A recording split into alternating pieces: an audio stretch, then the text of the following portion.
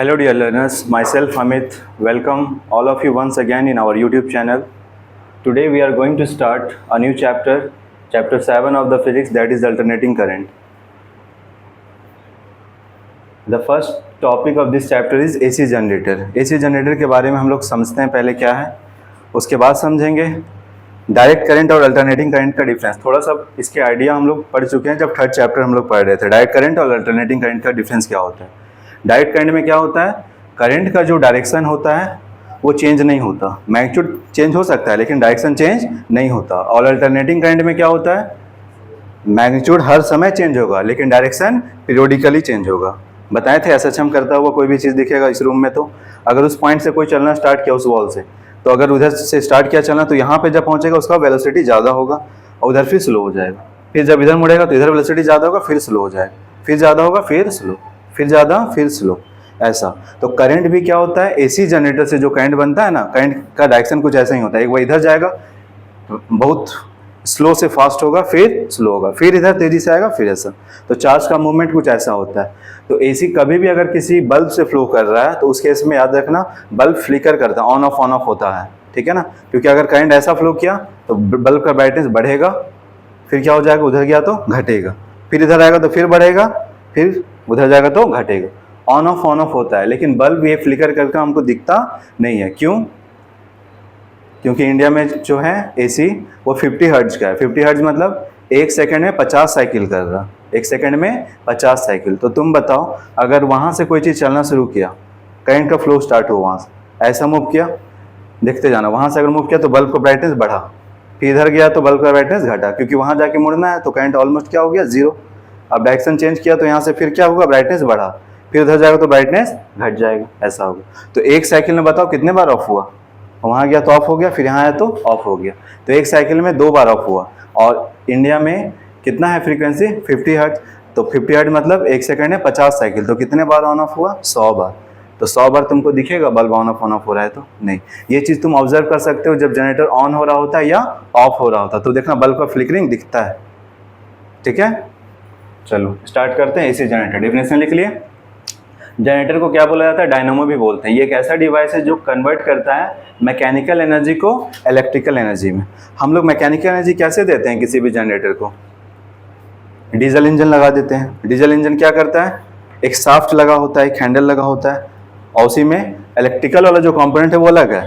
Diesel engine में diesel या और भी अलग ये केमिकल से चलने वाले जो भी होंगे इंजन, तो वो क्या करते हैं, उसको मैकेनिकल एनर्जी प्रोवाइड कर रहे होते हैं। मैकेनिकल एनर्जी से क्या होता है, वो चीज़ रोटेट होगा, ठीक है। रोटेट होगा तो कैसे इलेक्ट्रिकल एनर्जी में कन्वर्ट होता है उसको समझते हैं। किस प्रिंसिपल पे काम करता है, it is based on the phenomenon of electromagnetic induction. Electromagnetic induction क्या है कि कभी भी किसी कॉइल में अगर जो मैग्नेटिक फ्लक्स लिंक्ड है वो चेंज होगा तो उसमें क्या बन जाएगा, एक ईएमएफ आएगा, ठीक है। मैग्नेटिक फ्लक्स चेंज करने का क्या तरीका है, मैग्नेटिक फ्लक्स चेंज कैसे कर सकते हैं,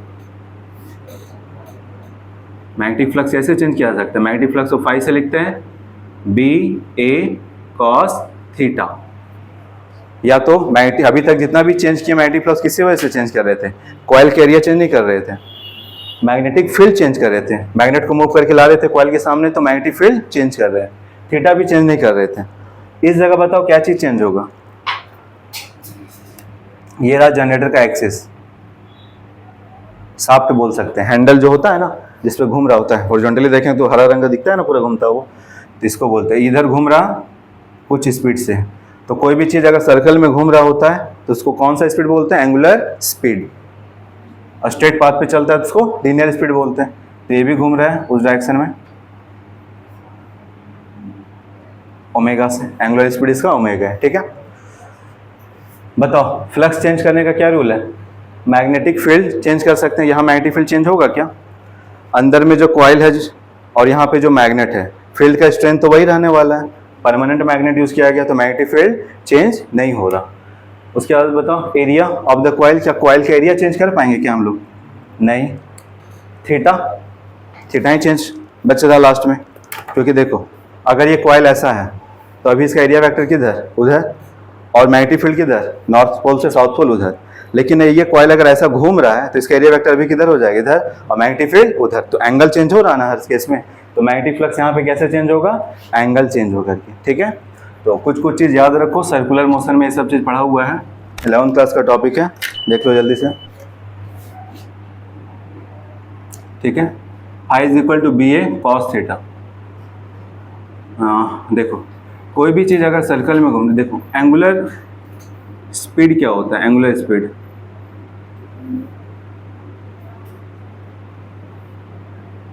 क्या होता है, distance by time, distance by time, ठीक है। या फिर ऐसा बोलो एंगुलर डिस्प्लेसमेंट, देख लो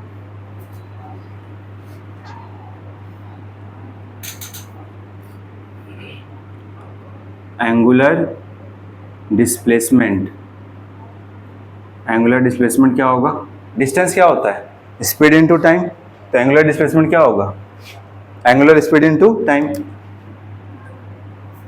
एंगुलर स्पीड इनटू टाइम होगा, angular speed into time. Angular displacement को लिखते हैं थीटा से, जैसे डिस्टेंस को क्या लिखते हो, एस से लिखते हैं, वेलोसिटी को वी से और टाइम को टी से लिखते हो ना, डिस्टेंस पढ़े हो ना, डिस्टेंस क्या होता है, स्पीड इनटू टाइम। उसी तरह यहाँ पे कोई भी चीज़ सर्कल में घूम रहा है तो क्या कर रहा है वो, एंगल ना बना रहा, तो एंगल बना रहा, कितना स्पीड से घूम रहा, ओमेगा से, और टाइम के लिए टी, तो थीटा इज इक्वल टू क्या होता है, ओमेगा इंटू टी, ठीक है। जैसे डिस्टेंस क्या होता है, स्पीड इंटू टाइम, सर्कल में कोई चीज़ घूम रहा है तो क्या बना रहा है, एंगुलर डिस्प्लेसमेंट बना रहा, angular speed into time. Angular speed का यूनिट क्या होता है, रेडियन पर सेकंड। इसमें इस स्पीड का यूनिट क्या होता है, वेलोसिटी लिखते हैं, मीटर पर सेकंड लिखते हैं ना, उसी तरह वो रेडियन पर सेकंड। चलो ये चीज़ लिख लो साइड में कहीं पे। फिर देखो एक चीज़ और जानना है, अभी तक हम लोग डायरेक्शन ऑफ इंड्यूस्ड करंट देख रहे थे, डायरेक्शन ऑफ इंड्यूस्ड करंट, कौन से लॉ से देख रहे थे डायरेक्शन ऑफ इंड्यूस्ड करंट, किसी भी कॉइल में जो इंड्यूस करंट हुआ है उसका डायरेक्शन कौन से लॉ से देख रहे थे, लेंस लॉ। लेंस लॉ क्या बताए थे, अपोज करने का जिधर टेंडेंसी होगा उसी डायरेक्शन में करंट बनता था, तो पहला देखे थे क्या, लेंस लॉ। एक और लॉ है, अभी इसको समझते हैं, जो बोलते हैं हम लोग Fleming's right hand rule. Fleming's हम लोग पढ़ चुके हैं पहले, फ्लेमिंग्स लेफ्ट हैंड रूल, अभी देखना है Fleming's right hand rule, Fleming's right hand rule. Fleming's left hand rule कहाँ यूज किए थे,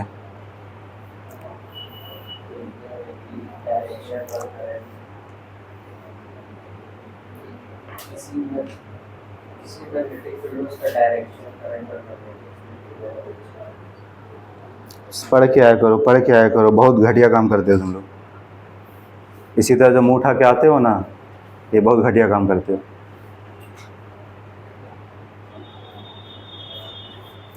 किसी भी चार्ज पार्टिकल का मोशन अगर यूनिफॉर्म मैग्नेटिक फील्ड में होता है तो उस पर क्या लगता है, फोर्स। फोर्स देखने के लिए क्या यूज करते थे, फ्लेमिंग्स लेफ्ट हैंड रूल। अगर किसी मैग्नेटिक फील्ड में करंट कैरिंग वायर है तो उसमें भी क्या लगता है, फोर्स, और फोर्स देखने के लिए कौन सा रूल यूज करते थे, फ्लेमिंग्स लेफ्ट हैंड रूल करते थे ना। इससे क्या शो करता था, फील्ड। इससे क्या इससे डायरेक्शन किसका, या तो चार्ज पार्टिकल किधर मूव कर रहा, अगर करंट है कंडक्टर में तो करंट, तो ये क्या बता देता था, फोर्स बता देता था ना, ठीक है। उसी तरह फ्लेमिंग्स राइट हैंड रूल है, तो यहाँ तो इंडक्शन ऑफ करंट, करंट किस डायरेक्शन में बनेगा ये देखना है। तो देखो इसके लिए क्या करेंगे, फ्लेमिंग्स राइट हैंड जब भी यूज करेंगे तो फील्ड इंडेक्स फिंगर को रख, इंडेक्स फिंगर से मैग्नेटिक फील्ड बताएगा, मैग्नेटिक फील्ड जिधर है उधर इंडेक्स फिंगर रख दो। और करंट देखना है हम लोग को, तीन चीज होता है, मैग्नेटिक फील्ड होता है, करंट होता है और फोर्स होता है। तो जनरेटर में हम लोग क्या कर रहे हैं, फोर्स तो लगवा के घुमा रहे हैं ना उसको, तो थंब से हम लोग क्या करेंगे, फोर्स देखेंगे, ठीक है। इन दोनों का जो रिजल्ट बनेगा और जिधर मिडिल फिंगर आएगा वही क्या बताएगा, direction of induced current, direction of induced, ठीक है। लिखो साइड में, लिखो जल्दी से। देखो यहाँ समझो, तो जनरेटर का जो कंस्ट्रक्शन है और जो मेन पार्ट्स हैं उसमें क्या होता है, पहले मैग्नेट रखा गया है ताकि मैग्नेटिक फील्ड बन जाए। ये जो है ना अंदर में फ्रेम टाइप से, इसको आर्मेचर बोलते हैं। और आर्मेचर के ऊपर क्या किया जाता है, वाइंडिंग किया जाता है इंसुलेटेड वायर का। कॉपर वायर हो सकता है, ठीक है, कॉपर वायर बेस्ड होता है, तो कॉपर वायर से इंसुलेटेड वायरिंग। कॉपर जो वायर होता है इंसुलेटेड, इंसुलेटेड मतलब उसके ऊपर एक लेयर होता है, ठीक है ना। वायर जो भी होता है नॉर्मल देखे हो ना, उसके ऊपर लेयर है ना, प्लास्टिक का लेयर। तो फैन में जो टर्निंग करते हैं कॉइल, वो भी क्या होता है, वो उससे इंसुलेशन हटा हुआ है कि उसके ऊपर इंसुलेशन है इंसुलेशन, ठीक है। वो दिखता नहीं, लगता है कॉपर कलर का ही है पतला सा, देखिए होगा ना वायर, ठीक है। तो वो इंसुलेटेड होता है, तो इस पर बहुत सारा टर्निंग किया जाता है। अब कॉइल बन चुका है तो उसका 2 टर्मिनल निकलेगा, तो 2 टर्मिनल जो निकला है ना, उसको हम लोग रिंग में जोड़ते हैं, और ये रिंग जो हुआ उसको स्लिप रिंग बोलते हैं। तो पहला जो एंड होगा कॉइल का, उसको हम लोग फर्स्ट रिंग से कनेक्ट कर दिए, और दूसरा जो एंड होगा उसको हम लोग सेकेंड रिंग से कनेक्ट कर दिए। और ये जो रिंग का अरेंजमेंट इसलिए दिया गया है क्योंकि कॉइल जो वो रोटेट कर रहा होता है, और हम चाहते हैं कि एक्सटर्नली बाहर हम करंट को भेजें। तो हम ये पॉसिबल नहीं हो कि हम डायरेक्ट यहाँ पे और यहाँ पे तार जोड़ दें। जुड़ेगा तो बताओ, कॉइल तो घूम रहा है, तो कॉइल घूमेगा तो वायर जो बाहर से हम कनेक्ट करेंगे तो वो तो ट्विस्ट हो जाएगा ना। इसलिए हम लोग क्या करते हैं, स्लिप रिंग कनेक्ट कर देते हैं। और इस स्लिप रिंग क्या होता है, इस एक्सिस के साथ, कॉइल के साथ साथ ये होता है, मान लो आर्मेचर है, और यहाँ पे ये सॉफ्ट है, इसका हैंडल है पूरा, इसी पे यहाँ पे रिंग होता है। और पहला जो होगा एंड कॉइल का, वो पहला रिंग से कनेक्ट होगा, और दूसरा जो एंड होगा वो दूसरे रिंग से कनेक्ट होगा। तो ये चीज पूरा घूम रहा है, तो इसके साथ क्या होगा, रिंग भी घूमता जाएगा। अब बस बाहर से हम लोग ब्रश लगा दिए, ब्रश क्या करता है, हल्का सा प्रेस करके रखा है दोनों रिंग को, ताकि बाहर हम सप्लाई भेज पाए, ठीक है। तो ये बना है फर्स्ट हाफ साइकिल का। हाँ, मोटर में भी होता है रिंग, ठीक है ना, मोटर में भी होता है, कहीं भी घूमने वाला अरेंजमेंट है तो वहां देना पड़ेगा। और ये फिर क्या है, सेकेंड हाफ साइकिल में। तो फर्स्ट हाफ साइकिल में क्या हुआ, ए बी जो पार्ट है वो मूव करके बैक साइड में चला गया, और सी डी जो है सो फ्रंट साइड में आ गया। ए बी देखो, जो कॉइल का जो ए बी साइड है वो किससे जुड़ा हुआ था, स्लिप रिंग 1 से। अभी इधर कांटेक्ट बना हुआ है, जब घूम जाएगा कांटेक्ट इधर नहीं होकर के अब किधर हो जाएगा, उधर, तो उधर बना दिए। सी डी जो साइड है वो स्लिप रिंग 2 से जुड़ा हुआ था, उधर कांटेक्ट बना करके था, ये घूम जाएगा तो अब कांटेक्ट किधर हो जाएगा, इधर, ठीक है।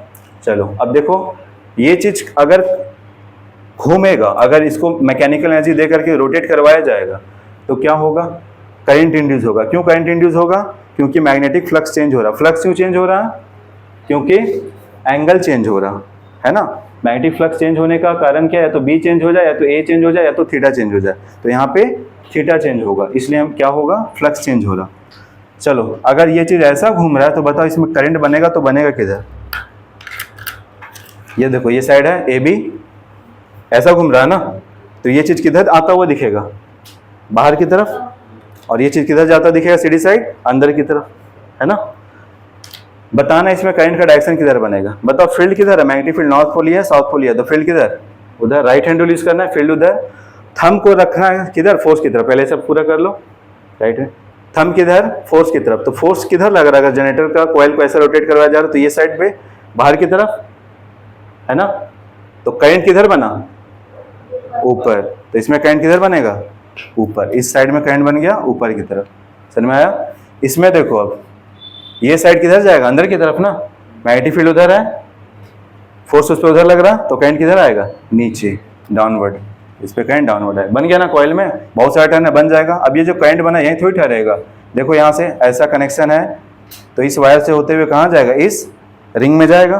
और ये रिंग को कौन प्रेस करके रखा है, ब्रश B2, तो यहाँ जाएगा, और करंट ऐसा घूम करके वापस से ऐसा, देखो बन गया सर्किट पूरा कंप्लीट, समझ में आया। इधर बना। इसमें देखो तो अब इसमें भी वही होगा, सीडी साइड में क्या, अगर यहाँ पे ऊपर बना है तो इसमें भी करंट ऊपर ही बनेगा, और इसमें नीचे आएगा। अब यहाँ देखो, ये जो है इसमें नीचे है, इसमें नीचे है, यहाँ पे गया है, यहाँ गया करंट, तो ये रिंग से होता हुआ फिर कहाँ जाएगा, इस ब्रश में B1 में, इधर आया, इधर ऐसा मूव करके गया, फिर ये B2 में, B2 से फिर ये रिंग में गया, रिंग से कनेक्शन यहाँ पे है तो ये इधर आ गया। तो बताओ रजिस्टर में इस बार करंट किधर गया, उधर। तो आधा साइकिल में जब आधा घूमा ना कॉइल, तो करंट इधर फ्लो हुआ, और अगले बार जब आधा घूमा तो करंट देखो किधर फ्लो हो गया, उधर। बन गया एसी। एसी में ना बताया गया कि करंट का डायरेक्शन क्या होगा, चेंज होगा, समझ में आया। ठीक है, चलो अब देखते हैं कि फॉर्मूला क्या होगा, वोल्टेज कितना बनता है इसके बारे में जानते हैं। ठीक है, हाँ ब्रश कंडक्टर है। पेंटोग्राफ जो होता है ट्रेन में वो भी क्या होता है, कंडक्टर होता है। अच्छा कंडक्टर होता है जो हीट ज़्यादा ना हो, मेटल का नहीं होता, एलॉय सबसे बनता है, कार्बन का होता है, कार्बन रॉड से बनता है। ठीक है, लिखवा देंगे उसके बारे में, जल्दी लिखो यहाँ तक।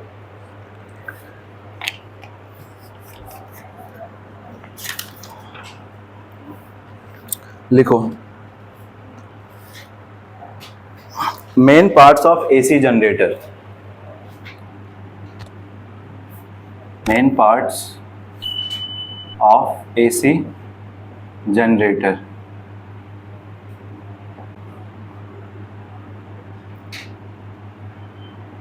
Main parts of AC generator. तो सबसे पहला जो पार्ट है इसको लिखना मत, बस लाइन लिख दो, डिटेल में हम नोट्स भेज देंगे, वहां से लिख लेना फिर। ठीक है, सबसे पहले क्या होता है, आर्मेचर है, उसी के ऊपर कॉइल किया गया है। सेकंड, फील्ड मैग्नेट्स है जो कि मैग्नेटिक फील्ड बना रहा। थर्ड जो है स्लिप रिंग्स है, स्लिप रिंग्स में ही कनेक्शन किया जाता है कॉइल का दो एंड को। ठीक है, और फिर फोर्थ जो है ब्रशेस है। ब्रश का काम क्या है कि जनरेटर में जो करंट बना या ईएमएफ बना उसको बाहर में कैसे भेजे, ब्रश ही ना भेज रहा बाहर। ठीक है, आधा पेज छोड़ दो, ये सब हम लिखवा देंगे, नोट्स भेज देंगे, उससे लिख लेना। ठीक है, चलो अब लिखो वर्किंग।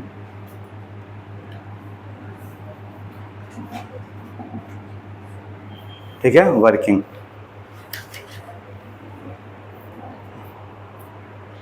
हाफ पेज छोड़ दो, इसके बारे में डिटेल में लिख लेना, नोट्स भेज देंगे। ठीक है, हाँ चलो वर्किंग समझो। ठीक है, तो वर्किंग में देखो, बताओ मैग्नेटिक फ्लक्स कितना लिंक होगा कॉइल से। Magnetic flux linked with the coil at any instant. किसी भी क्षण में कितना मैग्नेटिक फ्लक्स कॉइल के साथ लिंक है। तो फ्लक्स तो क्या लिखते हैं बताओ, फ्लक्स इज इक्वल टू क्या होता है, बी ए कॉस थीटा होता है ना। बी क्या है, मैग्नेटिक फील्ड, ए क्या है, एरिया ऑफ द कॉइल, और थीटा क्या है, एंगल किसके बीच में, कॉइल का एरिया वेक्टर और मैग्नेटिक फील्ड का एरिया वेक्टर। तो बताओ यहाँ से फ्लक्स क्या हो जाएगा, बी ए कॉस थीटा की जगह क्या लिख सकते हैं, ओमेगा इंटू टी, क्योंकि थीटा चेंज हो रहा। क्यों चेंज हो रहा, जनरेटर का स्पीड मान लो फिक्स है, टाइम तो नहीं ना फिक्स है, टाइम तो बढ़ता रहेगा, तो इसका मतलब एंगल भी हर बार बढ़ता रहेगा। 0 डिग्री, 20 डिग्री, 40 डिग्री, रेडियन में लेते हैं, 360, 720, इसी तरह बढ़ता रहेगा। ठीक है, लिख लो इसको, हो गया। चलो, according to Faraday's law, according to Faraday's law of electromagnetic induction. Faraday's law of electromagnetic induction के क्या दिया गया था बताओ, E इज इक्वल टू क्या होता है, minus N D five by D T होता है ये। तो E इज इक्वल टू क्या हो जाएगा, minus N D by D T, इसका फाइव क्या बताओ, B A cos omega T. E is equal to minus, बताओ इसमें कांस्टेंट क्या क्या है, डिफरेंशिएशन से जो भी कांस्टेंट टर्म है वो बाहर हो सकता है। Magnetic field, area of the coil, constant, तो magnetic field, area of the coil, constant, बच क्या जाएगा, d by D t cos omega T. तो E is equal to minus N B A, differentiation क्या होता है कॉस ओमेगा टी का, क्या होगा, कॉस 2x का डिफरेंशिएशन क्या होता है, एक जन बताओ, कॉस 2x का डिफरेंशिएशन बाई में 2 आएगा, इंटू में ना आएगा, याद रखो, d by D T sign omega T का क्या होगा, कॉस ओमेगा टी, और ओमेगा जो है सो मल्टीपल में आ जाएगा। उसी तरह d by D t cos omega t होगा, उसका डिफ्रेंसिएशन होगा माइनस साइन ओमेगा टी, और ओमेगा जो है सो बाहर आ जाएगी। सब याद रखो, समझ गए।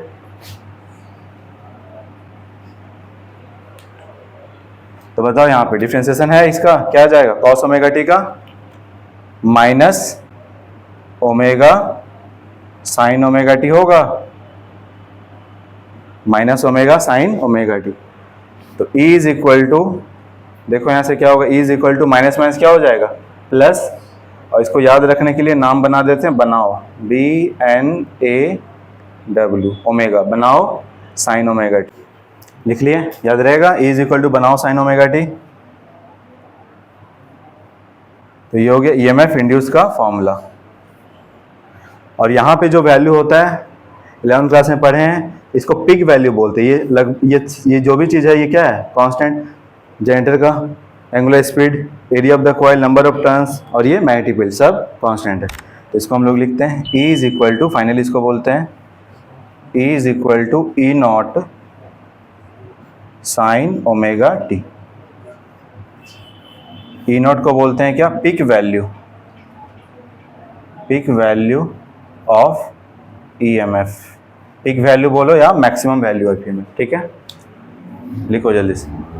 तो याद रखना कितना वोल्टेज इंड्यूस होगा ना, वो ये है।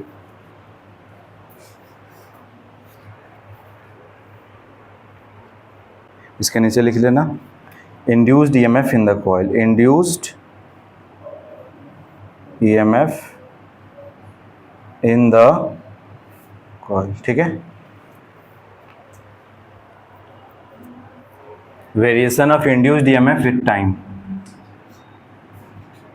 वेरिएशन ऑफ इंड्यूस्ड EMF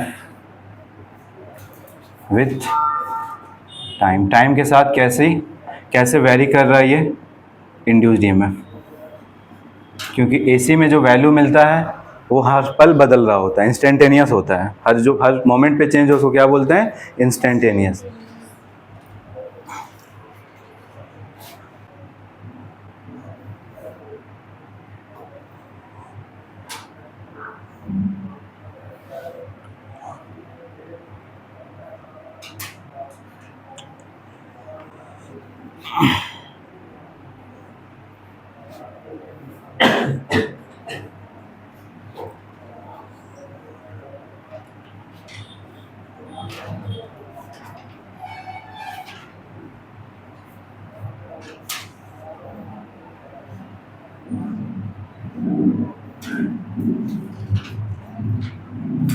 ये हो गया E नॉट और ये माइनस E नॉट, ठीक है।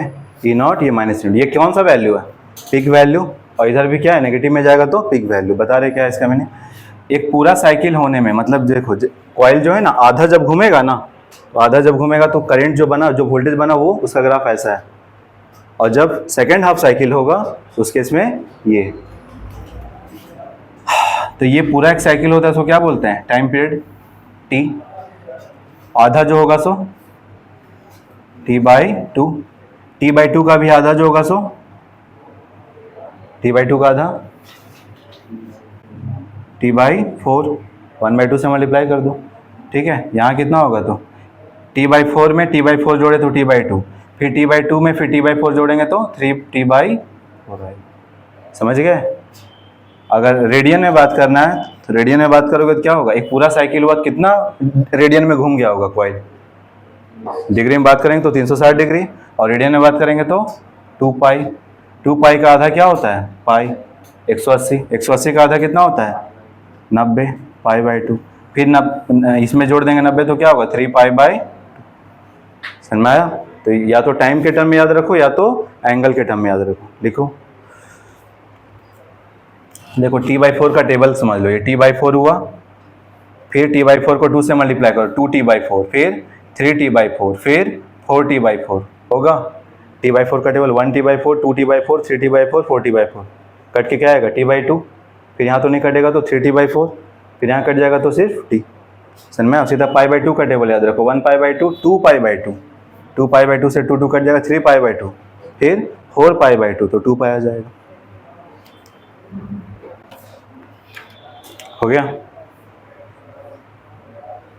देखो क्या है इसका मीनिंग, देखो जब कॉइल हाफ रोटेट कर रहा होगा ना, उस केस में क्या होगा, बता चुके हैं कि करंट का जो फ्लो होता है वो स्टार्टिंग में क्या होगा, धीरे से बढ़ेगा, तो बल्ब का जो ग्लो हो क्या होगा, वहाँ से अगर करंट बढ़ना शुरू किया तो ब्राइटनेस बढ़ा, उसके बाद फिर स्लो होगा तो ब्राइटनेस कम होगा। तो ये हाफ साइकिल में हो गया प्रोसेस। देखो क्या होगा, वोल्टेज अगर बढ़ा तो ब्राइटनेस क्या होगा, बढ़ेगा। जब वहाँ तक पहुँच रहा होगा, यहाँ से यहाँ तक पहुँचा तो यहाँ तक पीक वैल्यू पे गया, जब उधर गया तो फिर वैल्यू क्या हो गया, 0। और फिर जब इधर आएगा वापस लौट के तो फिर इधर भी तो नेगेटिव में बढ़ेगा। नेगेटिव मतलब कंगाल नहीं है, डायरेक्शन चेंज हुआ है, समझ में आया ना। इधर आएगा नेगेटिव में फिर बढ़ेगा, तो फिर से ब्राइटनेस क्या होगा, बल्ब का बढ़ जाएगा, फिर इधर जाएगा तो फिर से ब्राइटनेस डल हो जाएगा, समझ में आया। ऐसा कुछ होता है, तो ये सब वेव बनता रहता है, समझ में आया ना। तो ये जो वैल्यू है सो ई नॉट शॉर्ट में लिखते हैं, तो E is equal to E not sine omega T का ग्राफ ऐसा हुआ, ठीक है। अगर होता ये E is equal to 10 sine omega T, तो ये पीक वाला वैल्यू क्या हो जाएगा, 10, ठीक है। अब तुम बताओ, वोल्टेज जो इंड्यूस हो रहा है वो हर समय बदल नहीं रहा। यहाँ पे बताओ थोड़ी देर में वोल्टेज इतना हो गया, थोड़ी देर में वोल्टेज इतना हुआ, फिर थोड़ी देर में इतना, फिर इतना पे इतना हो गया, फिर क्या हो गया, घटा। तो हर एक मोमेंट पे वोल्टेज का जो वैल्यू वो क्या हो रहा, चेंज हो रहा। और डायरेक्शन बताओ हर एक मोमेंट पे चेंज हो रहा कि कुछ एक फिक्स इंटरवल पे चेंज हो रहा, फिक्स इंटरवल पे चेंज हो रहा, फिक्स इंटरवल पे, हाँ इतना देर होगा चेंज हो जाए डायरेक्शन, फिर इतना देर होगा चेंज होगा डायरेक्शन, ठीक है। तो मैग्नीट्यूड हर एक मोमेंट पे बदलता है एसी का, और डायरेक्शन पीरियोडिकली बदलता है, ठीक है ना, फिक्स इंटरवल के बाद बदलता है। समझ गए ये, ठीक है। तो इतने रखते हैं।